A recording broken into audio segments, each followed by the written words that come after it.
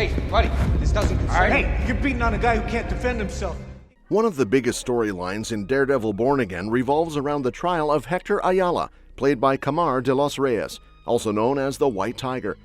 Matt Murdock manages to defend him in court, but things take a tragic turn when Hector gets shot by a corrupt cop, who happens to be wearing the Punisher symbol. Even though Hector's gone, his legacy isn't lost because his niece, Angela Del Toro, is still around. Angela has had a small role in Born Again, but in the episode Excessive Force, she gets kidnapped by the serial killer Muse, which pushes Matt to put on his Daredevil suit again and rescue her. With Season 1 wrapping up, it looks like the show's setting up Angela to take over as the new White Tiger in Season 2. So, how does Angela Del Toro actually become the White Tiger in the comics? She first appeared in Daredevil Volume 2, number 58, created by Brian Michael Bendis and Alex Maliev, right in the middle of the King of Hell's Kitchen storyline.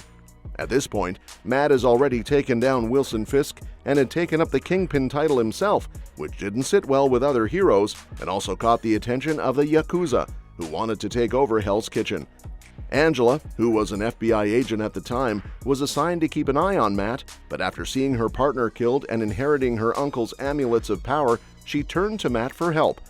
He trained her to be a vigilante, and thanks to that, she managed to stop a gang war between the Yakuza and the Russian crime group Chayi. At one point, the Hand tried to get Matt to lead them, and as part of their plan, they killed and resurrected Angela.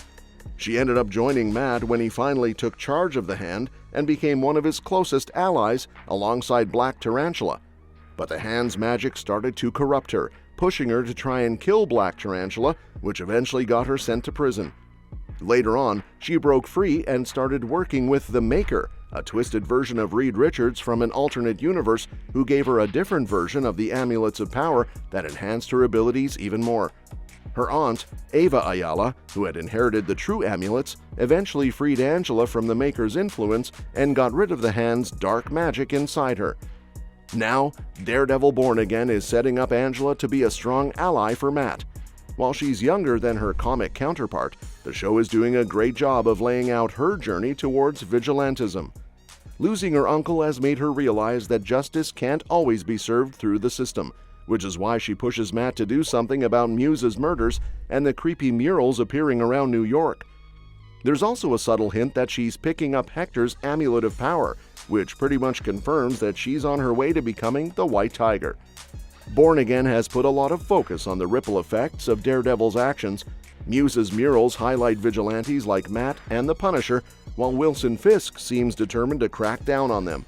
He even sets up an anti-vigilante task force in Excessive Force.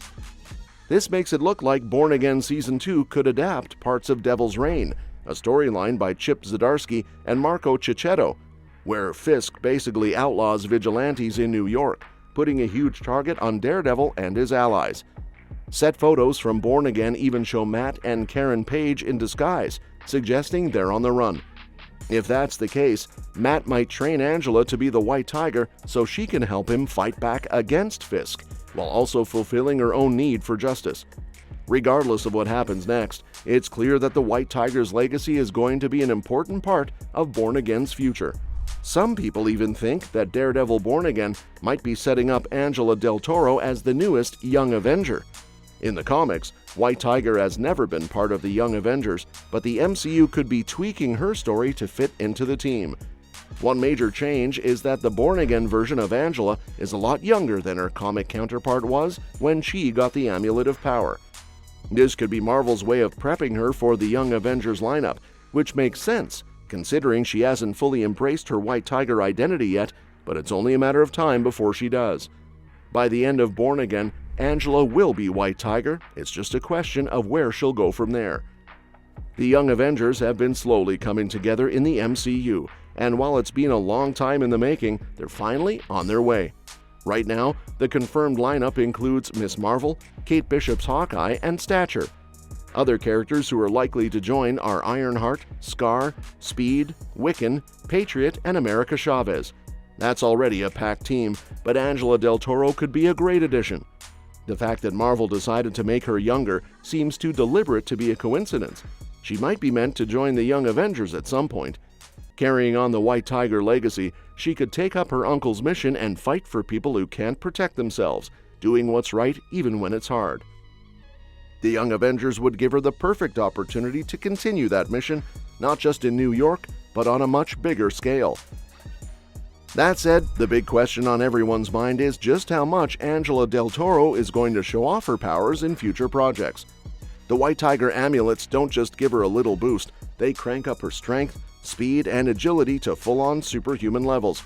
She's basically got the reflexes of a jungle cat, the endurance to keep fighting way longer than a normal person, and martial arts skills that make her a serious threat to anyone in her way.